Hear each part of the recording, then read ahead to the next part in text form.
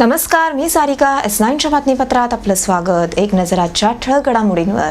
Rotary club of ठाण्याच्या वतीने जिद्द शाळेत विविध उपक्रम राबवित दिवाळी उत्साहात साजरी. तर मुलुंडमध्ये बच्चे कंपनी किल्ले बनवण्यात दंग. तर ठाण्यात घंटाळी मैदानात भव्य ग्राहक पेठेचे आयोजन. खासदार डॉक्टर संजीव नाईक यांच्या वतीने आयोजित शिवगौरव सोहळ्याअंतर्गत शिवकालीन साहित्य, फोटो व रांगोळींचे भव्य प्रदर्शन. खासदार डॉक्टर संजीव नाईक यांच्या वतीने शिवकालीन जीवन, साहित्य व परंपरा यांची नागरिकांना पुरेपूर माहिती मिळावी याकरिता शिवगौरव सोहळा आयोजित करण्यात आला आहे. ठाण्यातील सेंट्रल मैदान येथे शिवकालीन देखावा उभारत येथे शिवकालीन नाणी, शस्त्रास्त्रे तसेच घटना या रांगोळीतून साकारण्यात आल्या आहेत. शिवरायांनी शत्रूंशी सामना करण्याकरिता वापरलेली खंजीर, कत्यार, वाघनखे, पेशकवडा, जंबिया, कटवार, तलवार यांसारखी विविध शस्त्रास्त्रेही येथे मांडण्यात आली आहेत. तर शिवराज्याभिषेक, दक्षिण दिग्विजय, शिवराय यांसारखे विविध प्रसंग रांगोळीत रेखाटले आहेत. तर गडकिल्ल्यांच्या फोटोंचे प्रदर्शनही येथे भरवण्यात आले आहे. शाळकरी मुलांसह नागरिकांनी या प्रदर्शनाला भेट दिली व शिवकालीन माहिती अभ्यासपूर्णपणे जाणून घेतली. व्हिडिओ जर्नलिस्ट चेतन सावंतसह Sarika Salunkhe, S9 news Thane. TJSB बँकेच्या वतीने दिवाळीचे औचित्य साधून ठाण्यात नागरिकांकरिता कार शो. ठाणे जनता सहकारी बँकेच्या वतीने दिवाळी सणानिमित्त विविध ऑफर्स नागरिकांसाठी आणल्या आहेत. ठाण्यातील श्रीराम व्यायामशाळेच्या पटांगणात असाच एक कार शो आयोजित करण्यात आला आहे. या कार शो मध्ये देशातील नामवंत कंपन्यांनी सहभाग घेतला आहे. Nissan, Skoda, Toyota, Maruti, Honda, Tata Motors यासारख्या गाड्या कार शो मध्ये प्रदर्शित करण्यात आल्या आहेत. तसेच TJSB बँकेकडून कार खरेदीवर विविध लोन संदर्भातील ऑफर्सही ठेवण्यात आल्या आहेत. हे प्रदर्शन पाहण्याकरिता आलेल्या नागरिकांना प्रदर्शनातील कारविषयी माहिती देण्यात आली. बँकेच्या वतीने दिवाळीत ठेवण्यात आलेल्या ऑफर्सचा लाभ घेऊन कार खरेदी करावी असे आवाहन करण्यात आले आहे. सर्व वेंडर्सच्या गाड्या एका ठिकाणी सर्व लोकांना पाहायला मिळतात आणि हा साधारणतः आपण दसरा ते दिवाळी या दरम्यान हा कार्यक्रम घेत असतो. यावर्षीचा हा कार्यक्रम सगळ्या 16 TJSBच्या ठाणा, कळवा आणि मुलुंड ह्या स्थित ज्या ब्रँचेस आहेत त्या सगळ्या ब्रँचेसचा हा मेळावा आहे. आणि या मेळाव्याला साधारण आपण TJSBचे जे कोणी कस्टमर आहेत त्या सर्व कस्टमर्सना इन्व्हिटेशन दिलेली आहेत आणि आजपर्यंत आत्ता 6 गाड्यांचं ह्याच्यामध्ये बुकिंग होऊन त्याची लोन्स पण सँक्शन झालेली आहेत. तर ठाण्यातल्या सर्व इतर लोकांनाही की जे आज TJSBचे कस्टमर नसतील अशांनाही या मेळाव्यामध्ये येऊन त्याच्यासाठी कारच्या लोनसाठी TJSBकडे अप्लाय करता येईल. आणि त्यामुळे हा आज 4 वाजता जो कार्यक्रम सुरू झाला आहे हा रविवारी 8 वाजेपर्यंत कार्यक्रम असणार आहे. सकाळी 10 ते 8 असं या कार्यक्रमाचं स्वरूप असणार आहे. आणि ह्याच्यामध्ये आजच्या जेवढ्या गाड्या आहेत त्याच्या व्यतिरिक्त उद्या स्कोडा आणि आणखीन टाटा मोटर्स हे ॲड होतील याच्यामध्ये आणि मर्सिडीज कंपनीचा याच्यामध्ये सहभाग आहे आणि हा 10 कंपनींचा ह्याच्यामध्ये सहभाग आहे. बँकेनं याच्यामध्ये एकदम स्पेशल रेट ऑफ इंटरेस्ट ठेवला आहे आणि ह्याच्यामध्ये 0.25% प्रोसेस फी बँकेने ठेवलेली आहे. त्याच्या मार्केटपेक्षा सगळ्यात चांगल्या ऑफर ह्या TJSB आत्ता ह्या माध्यमातून सगळ्या कार घेणाऱ्या समस्त ठाणेकर मंडळींना देत आहे. व्हिडिओ जर्नलिस्ट चेतन सावंतसह सारिका साळुंखे, S9 न्यूज ठाणे. गुजराती साप्ताहिक गुर्जर मार्च ही दिवाळी स्पर्धा मुलुंडमध्ये उत्साहात साजरी. मुलुंड भांडूप परिसरातील अग्रगण्य गुजराती साप्ताहिक गुर्जर मार्चची विशेष दिवाळी स्पर्धा मुलुंडमध्ये मोठ्या उत्साहात पार पडली. या स्पर्धेच्या निमित्ताने विविध कार्यक्रमांचे आयोजन करण्यात आले होते. उपस्थितांमधून 5 स्पर्धकांना स्टेजवर बोलवून एखाद्या वस्तूची किंमत ओळखण्याचा तोल मोल के बोल हा कार्यक्रम सर्वांचे मन जिंकून घेणारा होता. यावेळी विविध मान्यवरांचा सत्कार करण्यात आला. भाजपा नेत्या मेधा सोमय्या यावेळी उपस्थित होत्या. व्हिडिओ जर्नलिस्ट योगेश मुळावडेसह कौस्तुभ दरवेस, S9 न्यूज मुंबई. S9च्या बातमीपत्रात वेळ झाली अल्पशा विश्रांतीची.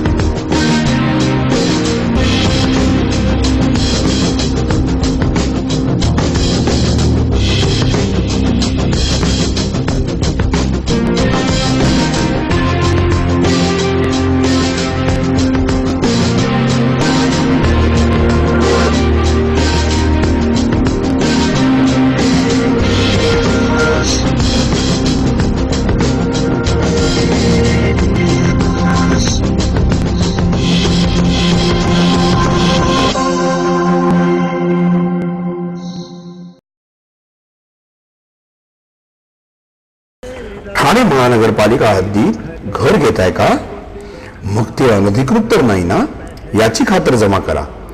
अनधिकृत घर घेणं हा विकणाऱ्यासोबत विकत घेणारा देखील तितकाच दोषी असतो. तेव्हा घराची डोळस खरेदी करा. आपली कुठे फसवणूक तर होत नाही ना, यासाठी ठाणे महानगरपालिका मुख्यालयातील 4थ्या मजल्यावरील बांधकाम विभागात घराचा सर्वे नंबर, टिक्का नंबर याची खातर जमा करा.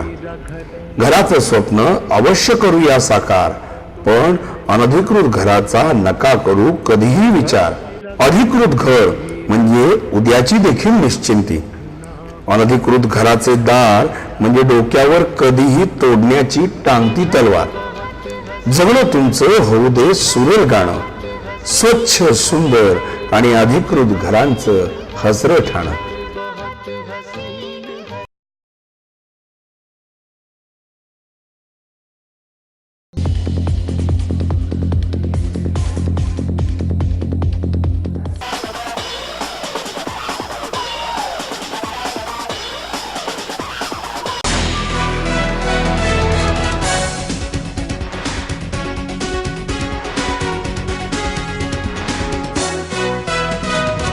S9च्या बातमीपत्रात आपलं स्वागत. रोटरी क्लब ऑफ ठाणेच्या वतीने जिद्द शाळेतील मंद व अपंग मुलांसह विविध उपक्रम राबवित दिवाळी साजरी. दिवाळी म्हटलं की नवीन कपडे, आकाशकंदील, रोषणाई, रांगोळी, फराळ यांसह लहान मुलांचे आकर्षण व मौजेचे साधन म्हणजे फटाके. जिद्द शाळेतील मंद व अपंग मुलांनाही अशा प्रकारचा आनंद दिवाळी सणात घेता यावा, rotary club of Thane, lions club यांच्या वतीने ठाणे फेस्टिवल आयोजित करण्यात आले होते. यामध्ये या मुलांकरिता mehndi, tattoo, balloon cap, ring game यासारखे विविध स्टॉल्स लावण्यात आले होते. सामान्य मुलांसारखी दिवाळी या मुलांसह साजरी करण्याचा प्रयत्न इथे करण्यात आला. नवनवीन कपडे घालून मुले मुली आपल्या हातावर मेहंदी व टॅटू काढण्यात सहभागी झाली, तर बलून कॅप घालून नृत्यही येथे करण्यात आले. गेल्या 10 वर्षापासून हा उपक्रम येथे राबविला जात असून मुलांच्या आनंदात सहभागी होण्याची संधी पालकांनाही दिली जात असल्याचे शाळेच्या मुख्याध्यापकांनी सांगितले. आम्ही rotary club of Thane north आहे त्यांच्याकडचा हा जो ग्रुप आहे आमच्याकडे गेले 10 वर्ष सतत येत आहे आणि हा आता आमचा 11वा कार्यक्रम आहे हा दीपांजलीचा. दिवाळी तर सगळेच मुलं एन्जॉय करत असतात, म्हणजे आमची स्पेशल मुलं जरी असतील तर तेही एन्जॉय करतात, पण शाळेत एकत्र आणि शाळेच्या वातावरणात आम्ही दिवाळी साजरी करतो त्या दीपांजलीच्या निमित्ताने.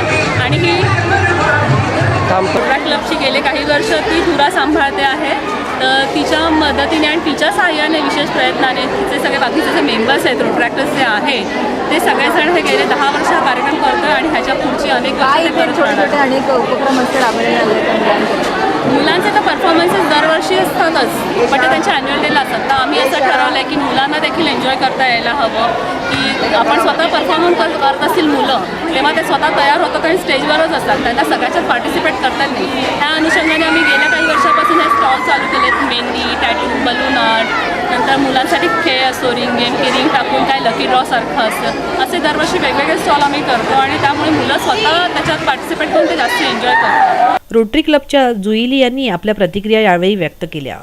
आम्ही बरेच वर्षांपूर्वी 10 जेव्हा शाळा एकूण शाळेला आता 12 वर्ष होती, तर इमिजिएटली 1 वर्षामध्येच आम्ही इथे आमचे जुने मेंबर्स जे रोटरी क्लब ऑफ ठाणे नॉर्थचं होता मग ते आम्ही यूथ विंग आहोत. रोटरी हे नाव जनरली लोकांनी खूप ऐकलं आहे, रोटरॅक हे कमी ऐकतात लोक.